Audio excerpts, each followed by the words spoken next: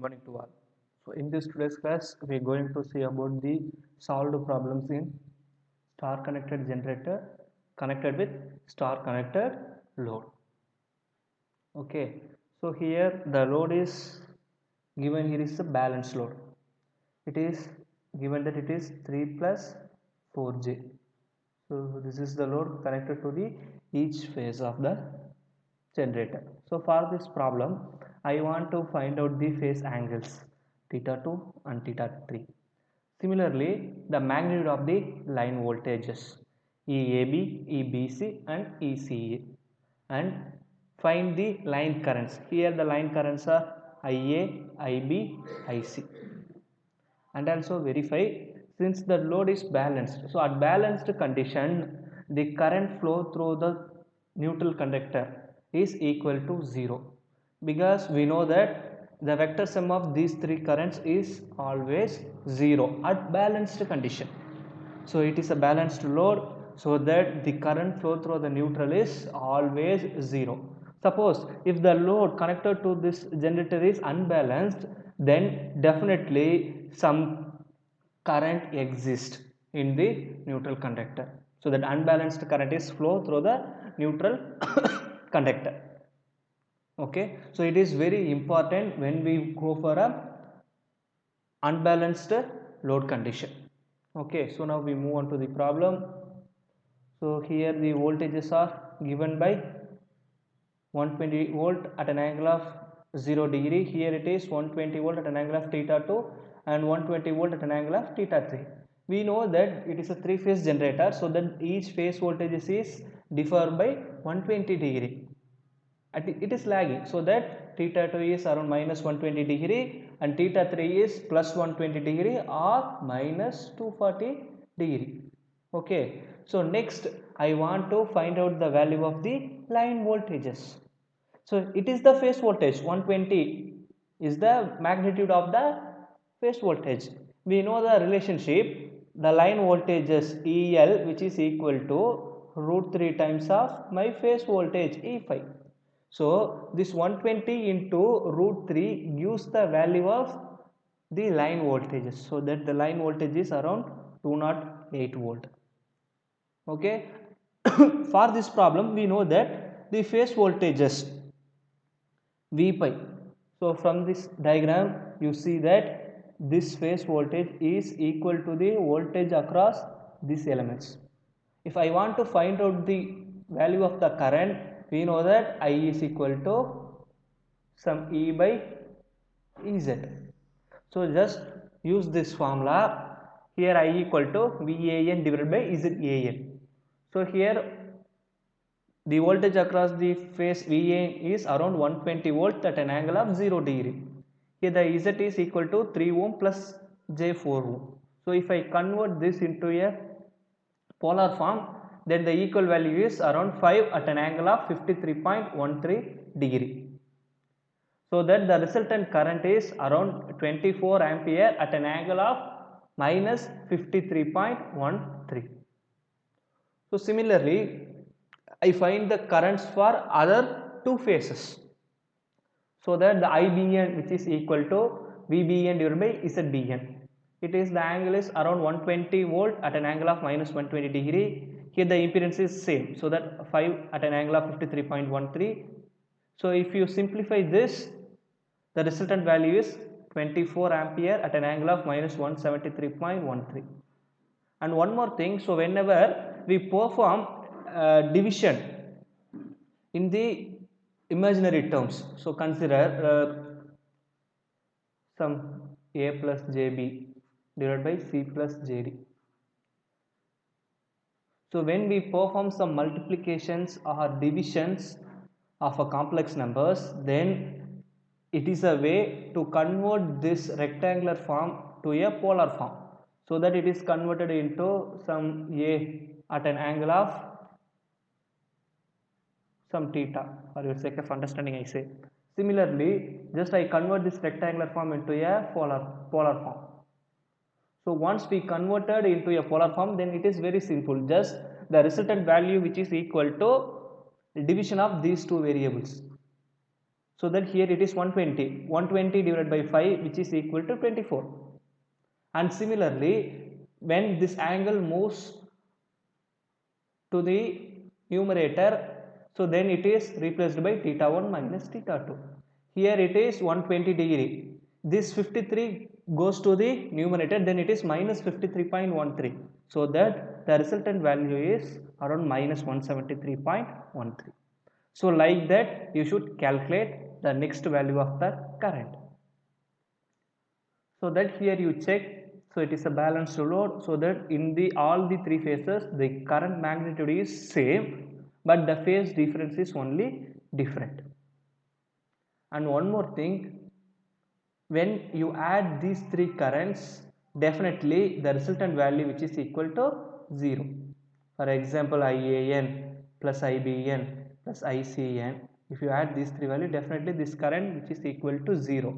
That's only the shown in here. So once you add these three values, generally we know that whenever we perform some additions or subtraction, then the complex numbers must be present in the form of rectangular one. Then only it is very simple to add or subtract. Suppose if it is in multiplication and division, I am already told that the corresponding complex variables are converted into a polar form. So depending upon the mathematical operation, just I convert whether the rectangular form to polar form or polar form to rectangular form. Okay, so now I convert this, then the resultant value is equal to 0, which is shown in here. So that I am already told that at balanced condition the current through the neutral conductor is always 0, hence it is proved. Okay, so next I want to discuss about the star delta system. That means my generator is star connected and my load is delta connected. If my load is delta connected, then there is no neutral point exist. So that the system is always 3-phase 3-wire system, not 3-phase 4-wire system. Okay, that is very important. Okay, so that here any variation in the impedance of a phase that produces an unbalanced system. Okay, so that it varies the line and phase currents of the system.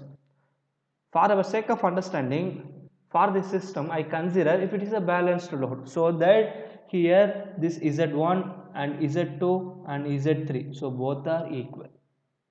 If both are equal means the voltage across each phase of the load is equal to the line voltages. Got it? Because we know that, so this is the load, so which will connect across two phases, so that the phase voltages of the load which is equal to the line voltages of the generator. Okay, and the relationship between the line currents and phase currents of a balanced delta load can be found that the line current is equal to the root 3 times of the phase current. So in this diagram the current through the load terminal is called as a phase current.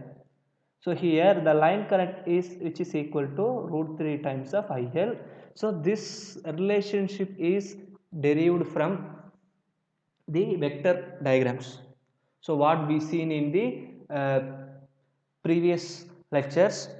So in our previous lectures we to solve the value of VL from the V phase.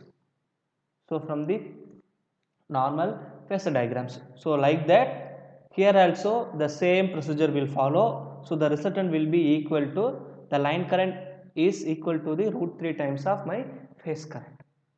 Okay. So now you consider this problem. So it is a 3-phase system. Here my generator is a star connected one because it is already shown in the figure. It is a star connected generator and my load is a delta connected.